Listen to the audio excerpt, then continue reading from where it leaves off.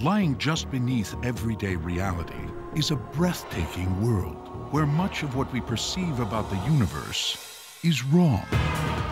Physicist and best-selling author Brian Greene takes you on a journey that bends the rules of human experience. Why don't we ever see events unfold in reverse order? According to the laws of physics, this can happen.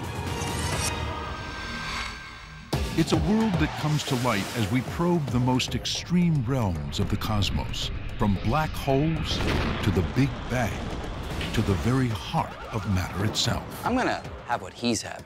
Here, our universe may be one of numerous parallel realities. The three-dimensional world may be just an illusion, and there's no distinction between past, present, and future. But how could this be? How could we be so wrong about something so familiar? Does it bother us? Absolutely. There's no principle built into the laws of nature that say that theoretical physicists have to be happy. It's a game-changing perspective that opens up a new world of possibilities. Coming up, the realm of tiny atoms and particles, the quantum realm. The laws here seem impossible. There's a sense in which things don't like to be tied down to just one location. Yet they're vital to everything in the universe. There's no disagreement between quantum mechanics and any experiment that's ever been done.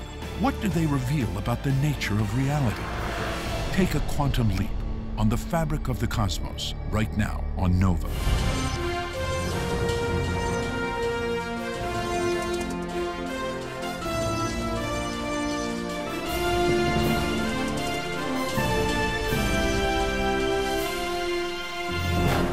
Major funding for NOVA is provided by the following: David H. Koch and Discovering New Knowledge, HHMI, and by the Corporation for Public Broadcasting, and by contributions to your PBS station from viewers like you. Thank you.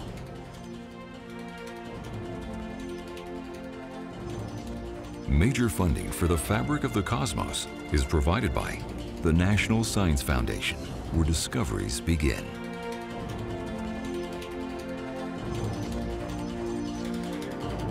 And the Alfred P. Sloan Foundation, supporting original research and public understanding of science, technology, engineering, and mathematics. Additional funding is provided by the Arthur Vining Davis Foundations, dedicated to strengthening America's future through education. The U.S. Department of Energy's Office of Science, and the George D. Smith Fund.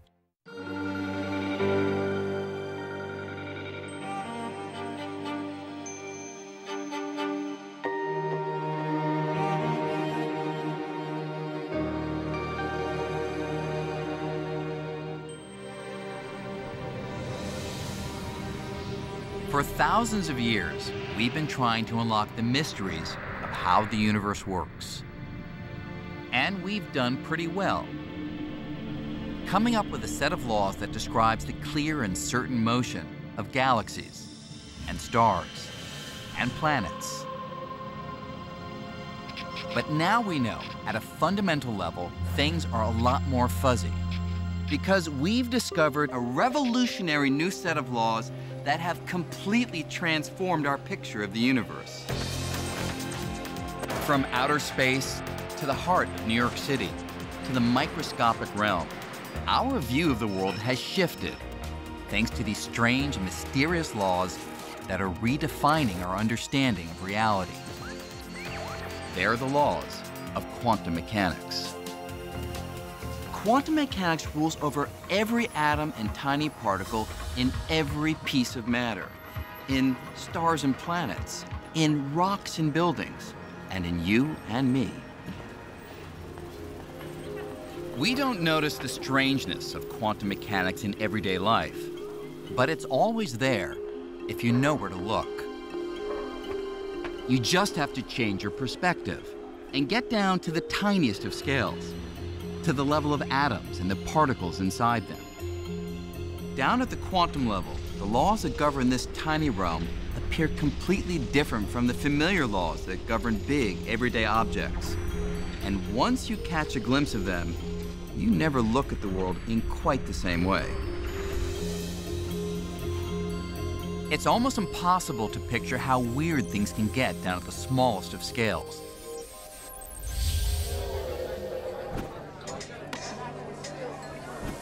But what if you could visit a place like this, where the quantum laws were obvious, where people and objects behaved like tiny atoms and particles? You'd be in for quite a show.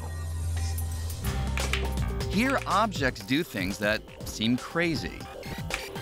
I mean, in the quantum world, there's a sense in which things don't like to be tied down to just one location, or to follow just one path. It's almost as if things were in more than one place at a time.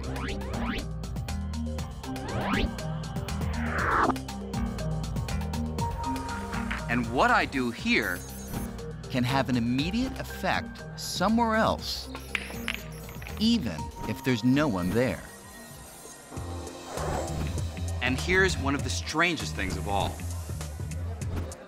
If people behave like the particles inside the atom, then most of the time, you wouldn't know exactly where they were.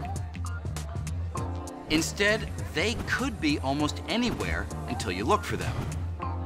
Hey, I'm gonna have what he's having. So why do we believe these bizarre laws? Well, for over 75 years, we've been using them to make predictions for how atoms and particles should behave. And in experiment after experiment, the quantum laws have always been right.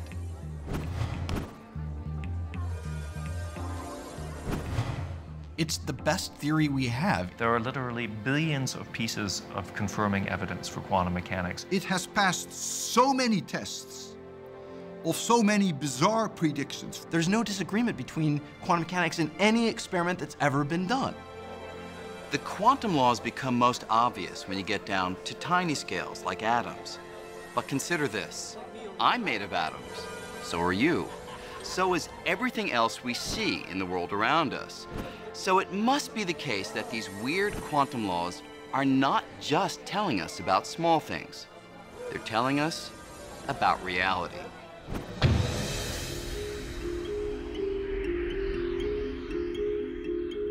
So how did we discover them? These strange laws that seem to contradict much of what we thought we knew about the universe. Not long ago, we thought we had it pretty much figured out. The rules that govern how planets orbit the sun, how a ball arcs through the sky, how ripples move across the surface of a pond. These laws were all spelled out in a series of equations called classical mechanics, and they allowed us to predict the behavior of things with certainty. It all seemed to be making perfect sense, until about 100 years ago, when scientists were struggling to explain some unusual properties of light. In particular, the kind of light that glowed from gases when they were heated in a glass tube. When scientists observed this light through a prism, they saw something they'd never expected. If you heated up some gas and looked at it through a prism, it formed lines.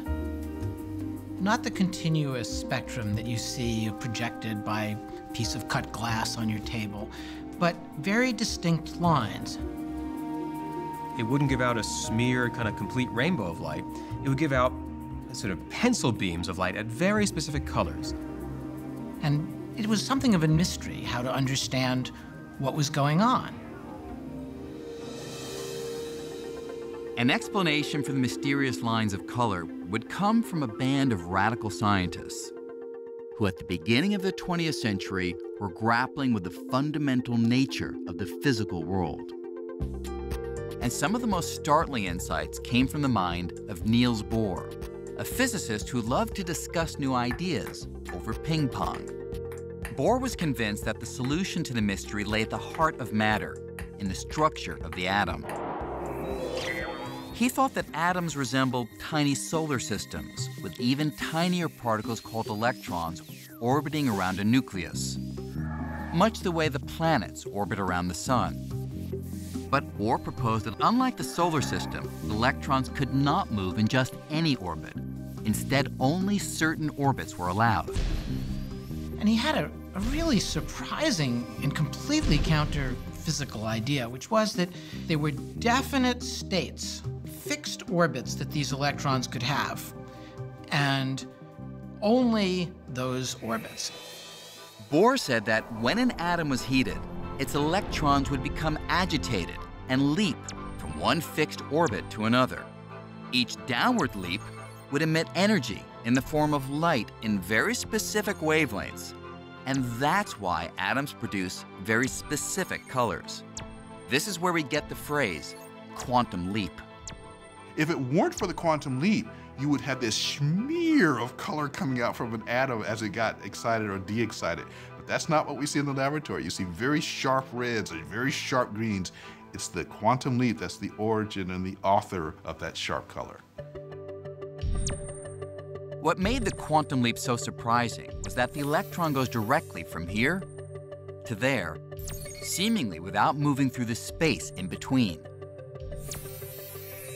It was as if Mars suddenly popped from its own orbit out to Jupiter. Bohr argued that the quantum leap arises from a fundamental and fundamentally weird property of electrons and atoms, that their energy comes in discrete chunks that cannot be subdivided, specific minimum quantities called quanta. And that's why there are only discrete, specific orbits that electrons can occupy. An electron had to be here or there and simply nowhere in between. And that's like nothing we experience in everyday life. Think of your daily life. When you eat food, you think your food is quantized? Do you think that you have to take a certain amount of minimum food? Food is not quantized. But the energy of electrons in an atom are quantized. That is very mysterious, why that is. As mysterious as it might be for tiny particles in an atom to act this way, the evidence quickly mounted showing that Bohr was right.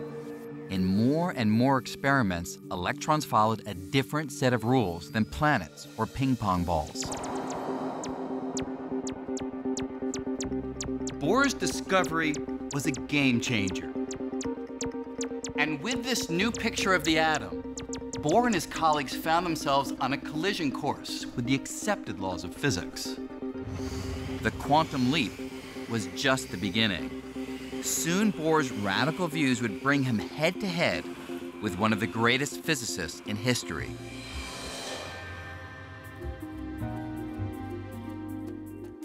Albert Einstein was not afraid of new ideas.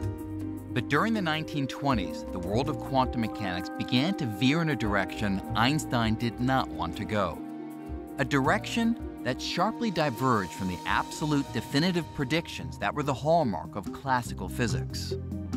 If you asked Einstein or other physicists at the time what it was that distinguished physics from all kind of flaky speculation, they would have said it's that we can predict things with certainty. And quantum mechanics seemed to pull the rug out from under that. One test in particular, which would come to be known as the double-slit experiment, exposed quantum mysteries like no other. If you're looking for a description of reality based on certainty, your expectations would be shattered.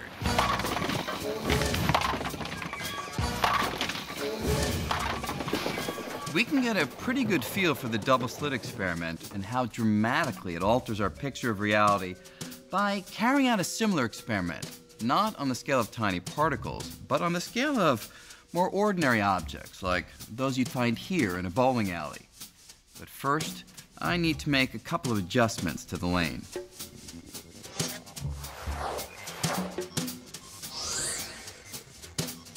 You'd expect that if I roll a few of these balls down the lane, they'll either be stopped by the barrier or pass through one or the other slit and hit the screen at the back.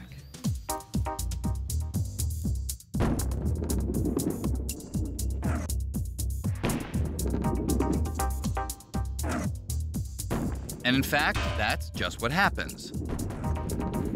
Those balls that make it through always hit the screen directly behind either the left slit or the right slit. The double slit experiment was much like this, except instead of bowling balls, you use electrons, which are billions of times smaller. You can picture them like this.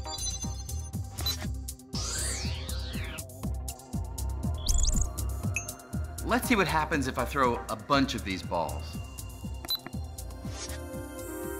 When electrons are hurled at the two slits, something very different happens on the other side. Instead of hitting just two areas, the electrons land all over the detector screen, creating a pattern of stripes, including some right between the two slits, the very place you'd think would be blocked. So, what's going on? Well, to physicists, even in the 1920s, this pattern could mean only one thing: waves. Waves do all kinds of interesting things, things that bowling balls would never do. They can split. They can combine. If I sent a wave of water through the double slits, it would split in two, and then the two sets of waves would intersect.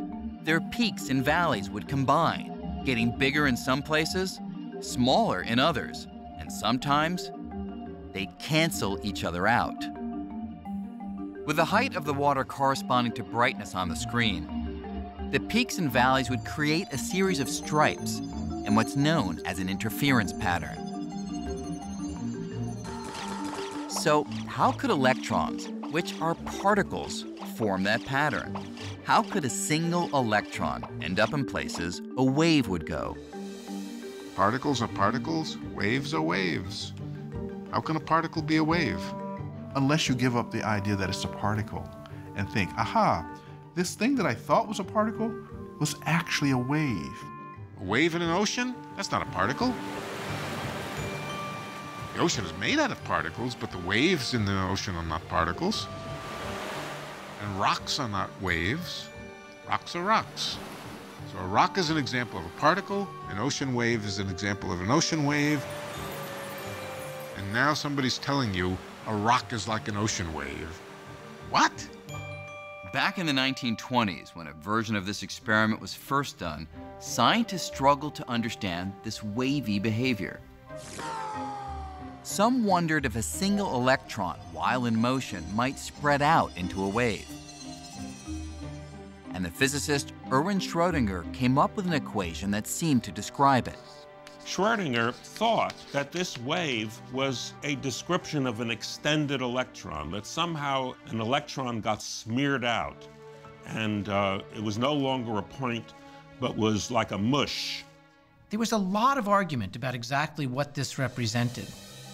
Finally, a physicist named Max Born came up with a new and revolutionary idea for what the wave equation described.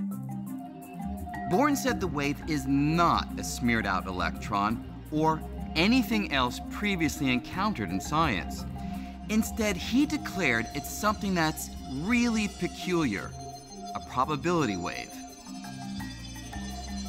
That is, Born argued that the size of the wave at any location predicts the likelihood of the electron being found there. Where the wave is big, that's not where most of the electron is. That's where the electron is most likely to be. And that's just very strange, right? So the electron on its own seems to be a jumble of possibilities. You're not allowed to ask, where is the electron right now? You are allowed to ask, if I look for the electron in this little particular part of space, what is the likelihood I will find it there? I mean, that bugs anyone, anytime. As weird as it sounds, this new way of describing how particles like electrons move is actually right. When I throw a single electron, I can never predict where it will land. But if I use Schrodinger's equation to find the electron's probability wave, I can predict with great certainty that if I throw enough electrons, then say 33.1% would end up here, 7.9% would end up there, and so on. These kinds of predictions have been confirmed again and again by experiments. And so the equations of quantum mechanics turn out to be amazingly accurate and precise, so long as you can accept that it's all about probability.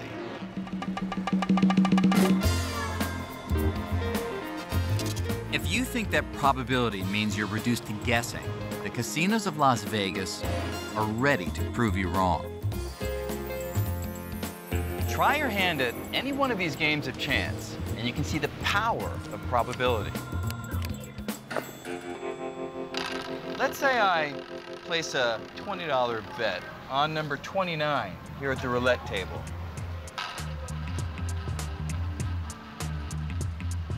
The house doesn't know whether I'll win on this spin, or the next, or the next. 1. But it does know the probability that I'll win. In this game, it's 1 in 38. 21.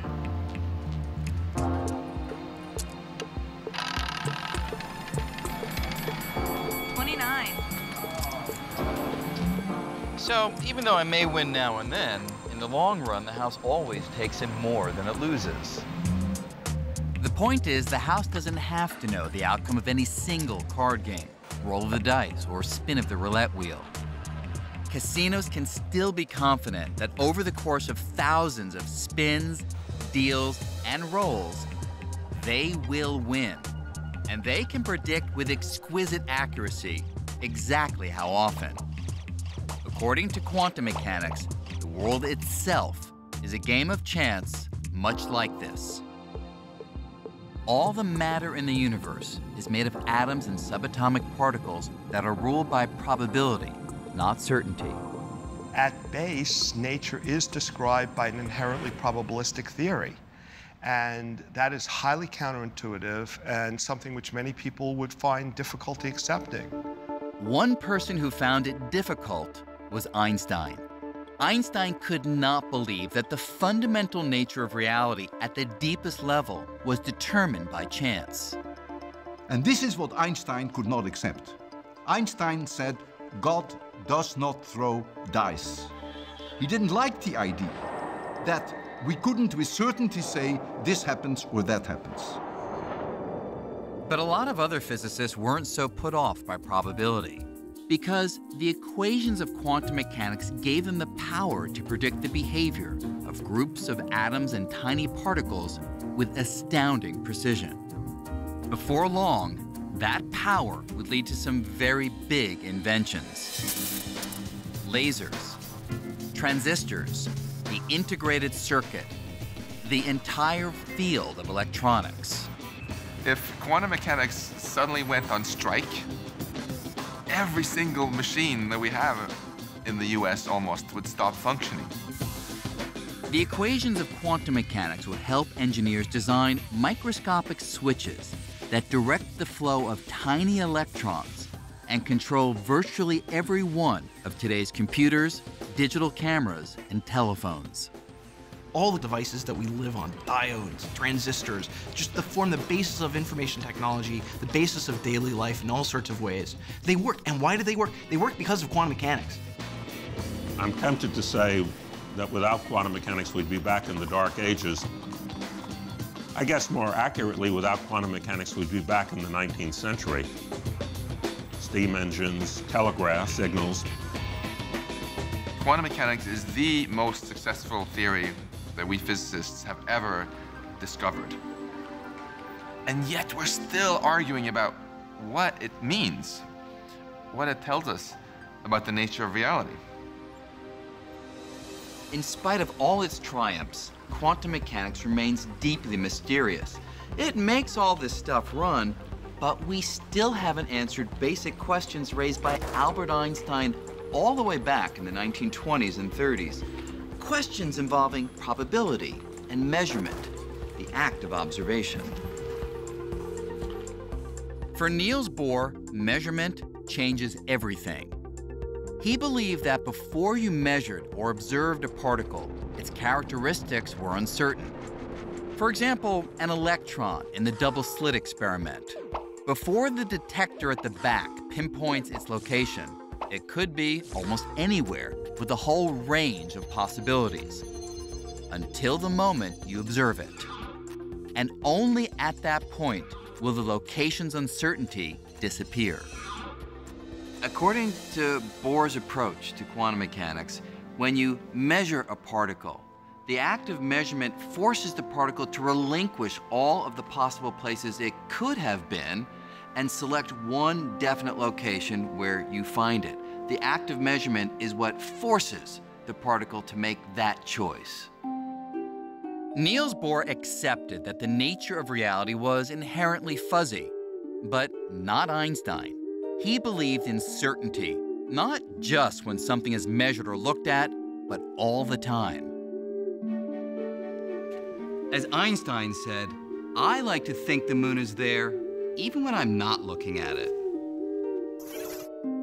That's what Einstein was so upset about. Do we really think the reality of the universe rests on whether or not we happen to open our eyes? That's just bizarre. Einstein was convinced something was missing from quantum theory, something that would describe all the detailed features of particles, like their locations, even when you were not looking at them. But at the time, few physicists shared his concern. And Einstein just thought it was giving up on the job of the physicist. It wasn't bad physics per se, it just was totally incomplete.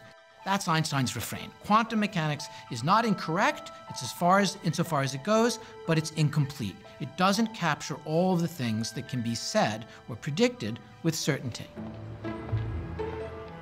Despite Einstein's arguments, Niels Bohr remained unmoved. When Einstein repeated that God does not play dice, Bohr responded, "Stop telling God what to do." But in 1935, Einstein thought he'd finally found the Achilles heel of quantum mechanics. Something so strange, so counter to all logical views of the universe, he thought it held the key to proving the theory was incomplete. It's called entanglement. The most bizarre, the most absurd, the most crazy, the most ridiculous prediction that quantum mechanics makes is entanglement. Entanglement is a theoretical prediction that comes from the equations of quantum mechanics. Two particles can become entangled if they're close together and their properties become linked. Remarkably, quantum mechanics says that even if you separated those particles, sending them in opposite directions, they could remain entangled, inextricably connected.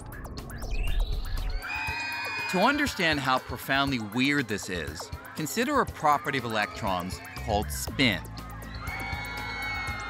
Unlike a spinning top, an electron spin, as with other quantum qualities, is generally completely fuzzy and uncertain until the moment you measure it. And when you do, you'll find it's either spinning clockwise or counterclockwise. It's kind of like this wheel. When it stops turning, it will randomly land on either red or blue.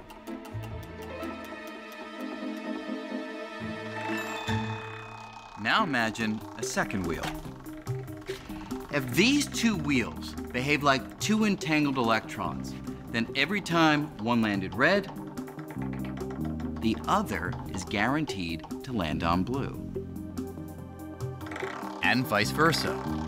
Now, since the wheels are not connected, that's suspicious enough. But the quantum mechanics embraced by Niels Bohr and his colleagues went even further, predicting that if one of the pair were far away, even on the moon, with no wires or transmitters connecting them, still, if you look at one and find red, the other is sure to be blue.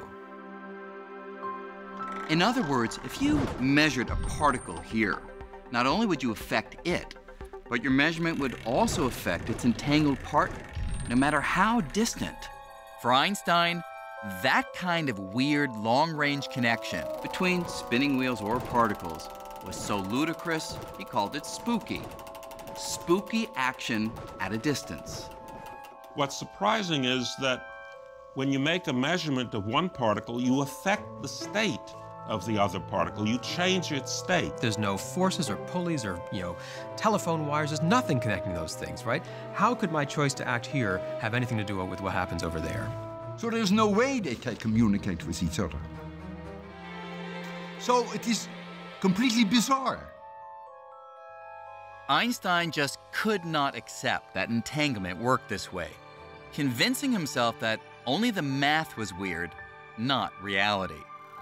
He agreed that entangled particles could exist, but he thought that there was a simpler explanation for why they were linked that did not involve a mysterious long-distance connection. Instead, he insisted that entangled particles were more like a pair of gloves. Imagine someone separates the two gloves, putting each in a case. Then that person delivers one of those cases to me and sends the other case to Antarctica.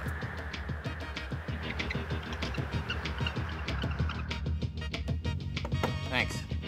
Before I look inside my case, I know that it has either a left hand or a right hand glove. And when I open my case, if I find a left-hand glove, then at that instant, I know the case in Antarctica must contain a right-hand glove, even though no one has looked inside. There's nothing mysterious about this. Obviously, by looking inside the case, I've not affected either glove. This case has always had a left-hand glove, and the one in Antarctica has always had a right-hand glove. That was set from the moment the gloves were separated and packed away. Now, Einstein thought that exactly the same idea applies to entangled particles. Whatever configuration the electrons are in must have been fully determined from the moment that they flew apart. So, who was right?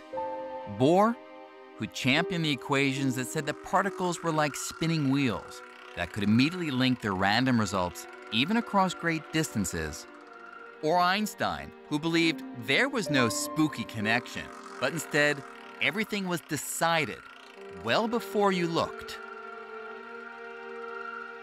Well, the big challenge in figuring out who is right, Bohr or Einstein, is that Einstein is saying a particle, say, has a definite spin before you measure it.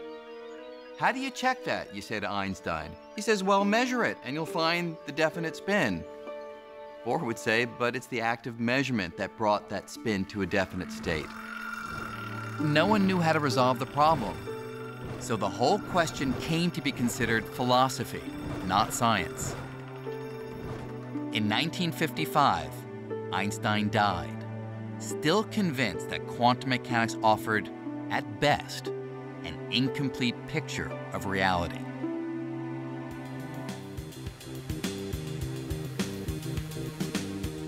In 1967, at Columbia University, Einstein's mission to challenge quantum mechanics was taken up by an unlikely recruit.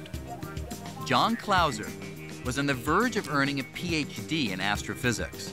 The only thing standing in his way was his grade in quantum mechanics. When I was still a graduate student, try as I might, I could not understand quantum mechanics.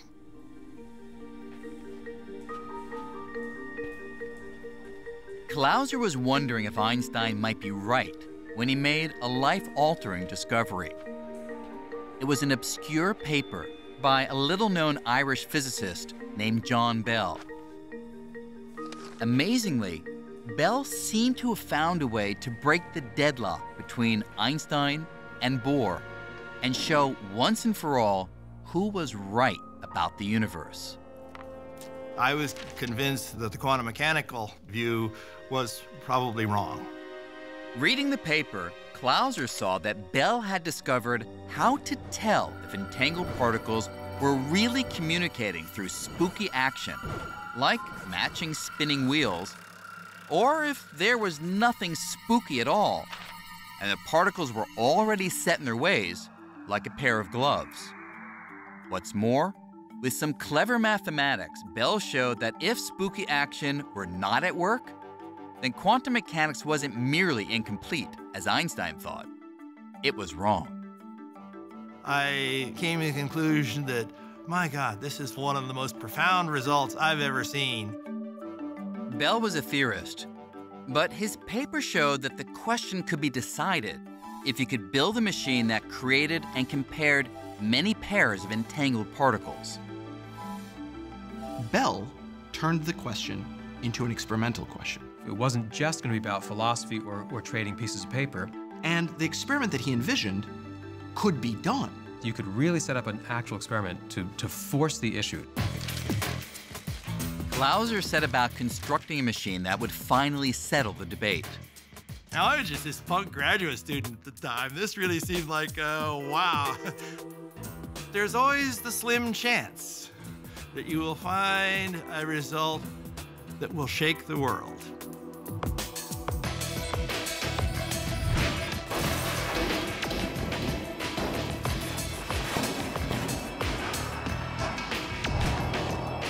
Clauser's machine could measure thousands of pairs of entangled particles and compare their spins in many different directions. As the results started coming in, Clauser was surprised and not happy. I kept asking myself, what have I done wrong? What mistakes have I made in this? Clauser repeated his experiments, and soon French physicist Alain Aspect developed a more sophisticated test. With significantly more definitive results, Aspect removed virtually all lingering doubt. Clauser's and Aspect's results are truly shocking. They prove that the math of quantum mechanics is right. Entanglement is real. Quantum particles can be linked across space. Measuring one thing can in fact instantly affect its distant partner, as if the space between them didn't even exist. The one thing that Einstein thought was impossible, spooky action at a distance, actually happens. I was, again, very saddened that I had not overthrown quantum mechanics, because I still had, and to this day, still have great difficulty in understanding it. That is the most bizarre thing of quantum mechanics. It is impossible to even comprehend. Don't even ask me why. Don't ask me which you're going to, how it works, because it's an illegal question. All we can say is that is apparently the way the world ticks.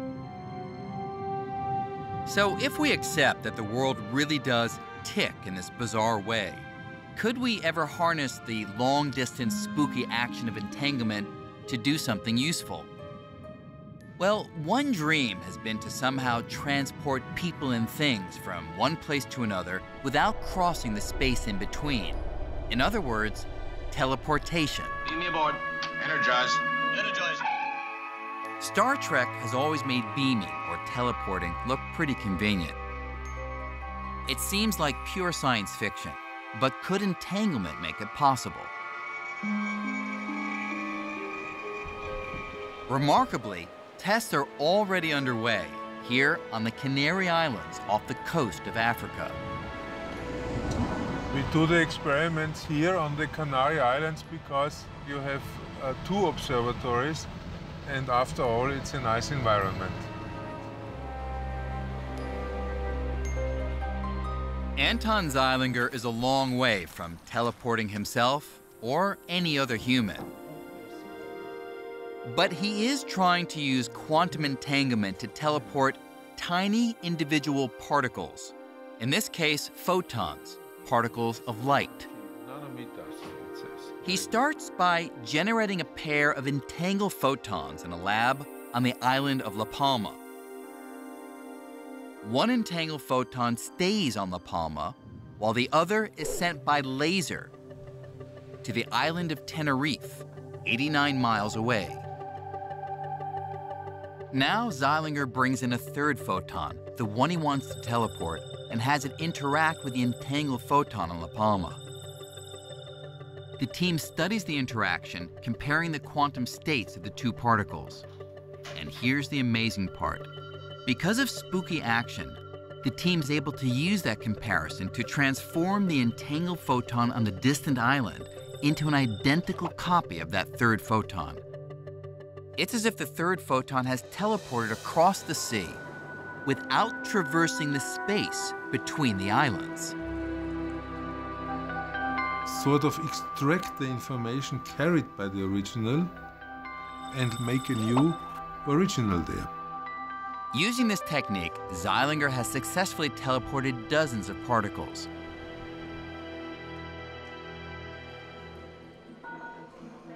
But could this go even further? Since we're made of particles, could this process make human teleportation possible one day?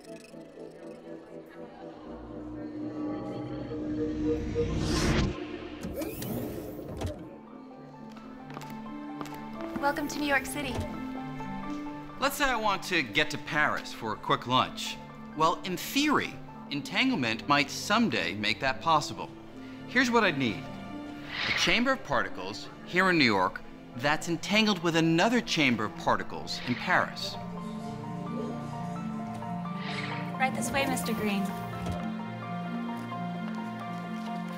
I would step into a pod that acts sort of like a scanner or a fax machine. While the device scans the huge number of particles in my body, more particles than there are stars in the observable universe, it's jointly scanning the particles in the other chamber, and it creates a list that compares the quantum state of the two sets of particles. And here's where entanglement comes in. Because of spooky action at a distance, that list also reveals how the original state of my particles is related to the state of the particles in Paris. Next, the operator sends that list to Paris. There, they use the data to reconstruct the exact quantum state of every single one of my particles. And a new me materializes. It's not that the particles traveled from New York to Paris. It's that entanglement allows my quantum state to be extracted in New York and reconstituted in Paris, down to the last particle.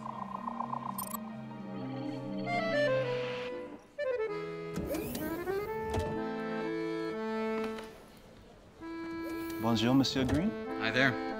So, here I am in Paris, an exact replica of myself. And I'd better be, because measuring the quantum state of all my particles in New York has destroyed the original me. It is absolutely required in the quantum teleportation protocol that the thing that is teleported is destroyed in the process. And, you know, that does make you a little anxious. I guess you would just end up being a lump of neutrons, protons, and electrons. You wouldn't look too good. Now, we are a long way from human teleportation today, but the possibility raises a question. Is the Brian Greene who arrives in Paris really me? Well, there should be no difference between the old me in New York and the new me here in Paris. And the reason is that, according to quantum mechanics, it's not the physical particles that make me me. It's the information those particles contain. And that information has been teleported exactly for all the trillions of particles that make up my body. It is a very deep philosophical question whether what arrives at the receiving station is the original or not. My position is that by original we mean something which has all the properties of the original. And if this is the case, then it is the original. I wouldn't step into that machine. Whether or not human teleportation ever becomes a reality, the fuzzy uncertainty of quantum mechanics has all sorts of other potential applications. Here at MIT, Seth Lloyd is one of many researchers trying to harness quantum mechanics in powerful new ways. Quantum mechanics is weird. That's just the way it is. So, you know, life is dealing us weird lemons. Can we make some weird lemonade from this? Lloyd's weird lemonade comes in the form of a quantum computer. These are the guts of a quantum computer. This gold and brass contraption might not look anything like your familiar laptop, but at its heart, it speaks the same language, binary code, a computer language spelled out in zeros and ones, called bits. So the smallest chunk of information is a bit. And what a computer does is simply busts up the information to the smallest chunks and then flips them really, really, really rapidly. This quantum computer speaks in bits, but unlike a conventional bit, which at any moment can be either 0 or 1, a quantum bit is much more flexible. You know, something here can be a bit. Here is 0, there is 1. That's a bit of information. So if you can have something that's here and there at the same time, then you have a quantum bit or qubit. Just as an electron can be a fuzzy mixture of spinning clockwise and counterclockwise, a quantum bit can be a fuzzy mixture of being a 0 and a 1. And so a qubit can multitask. Then it means you can do computations in ways that our classical brains could not have dreamed of. In theory, quantum bits could be made from anything that acts in a quantum way, like an electron or an atom. The qubits at the heart of this computer are tiny superconducting circuits built with nanotechnology that can run in 2 directions at once. Since quantum bits are so good at multitasking, if we can figure out how to get qubits to work together to solve problems, our computing power could explode exponentially. To get a feel for why a quantum computer would be so powerful, imagine being trapped in the middle of a hedge maze.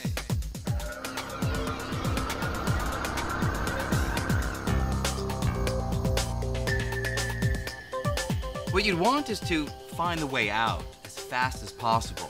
The problem is there are so many options.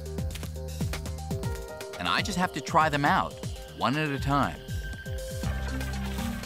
That means I'm going to hit lots of dead ends, go down lots of blind alleys, and make lots of wrong turns before I finally get lucky and find the exit.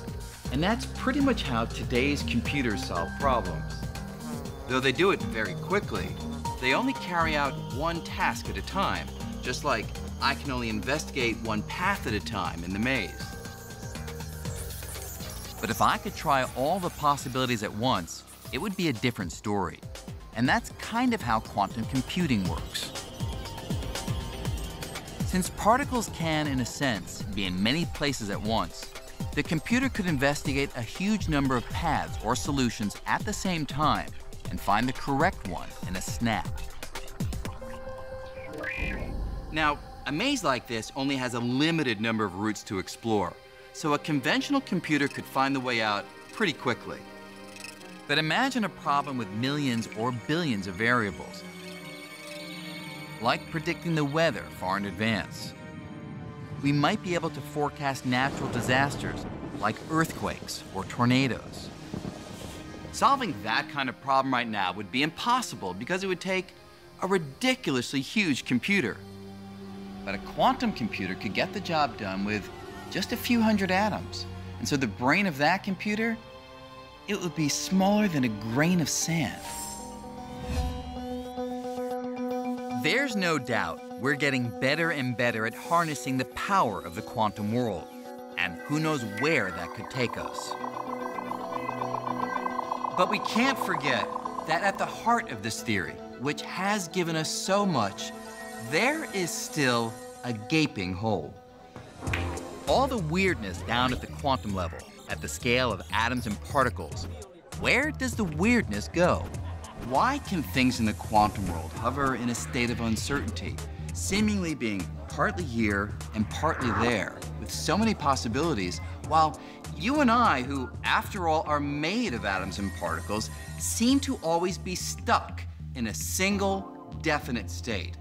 We are always either here or there. Niels Bohr offered no real explanation for why all the weird fuzziness of the quantum world seems to vanish as things increase in size. As powerful and accurate as quantum mechanics has proven to be, scientists are still struggling to figure this out. Some believe that there's some detail missing in the equations of quantum mechanics. And so, even though there are multiple possibilities in the tiny world, the missing details would adjust the numbers on our way up from atoms to objects in the big world so that it would become clear that all but one of those possibilities disappear, resulting in a single certain outcome. Other physicists believe that all of the possibilities that exist in the quantum world, they never do go away. Instead, each and every possible outcome actually happens. Only most of them happen in other universes, parallel to our own. It's a mind-blowing idea, but reality could go beyond the one universe we all see and be constantly branching off, creating new, alternative worlds where every possibility gets played out. This is the frontier of quantum mechanics, and no one knows where it will lead. The very fact that our reality is much grander than we thought, much more strange and mysterious than we thought, is to me also very beautiful and awe-inspiring. The beauty of science is that it allows you to learn things which go beyond your wildest dreams. And quantum mechanics is the epitome of that. After you learn quantum mechanics, you're never really the same again. As strange as quantum mechanics may be, what's now clear is that there's no boundary between the worlds of the tiny and the big. Instead, these laws apply everywhere, and it's just that their weird features are most apparent when things are small. And so the discovery of quantum mechanics has revealed a reality, our reality, that's both shocking and thrilling, bringing us that much closer to fully understanding the fabric of the cosmos.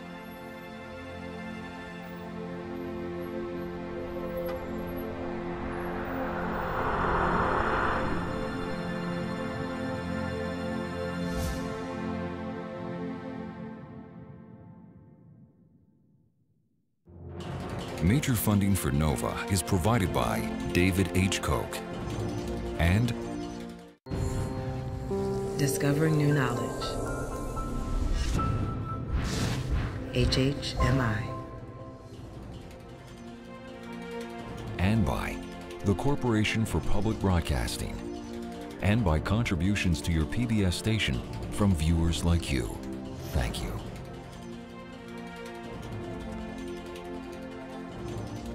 Major funding for the fabric of the cosmos is provided by the National Science Foundation, where discoveries begin.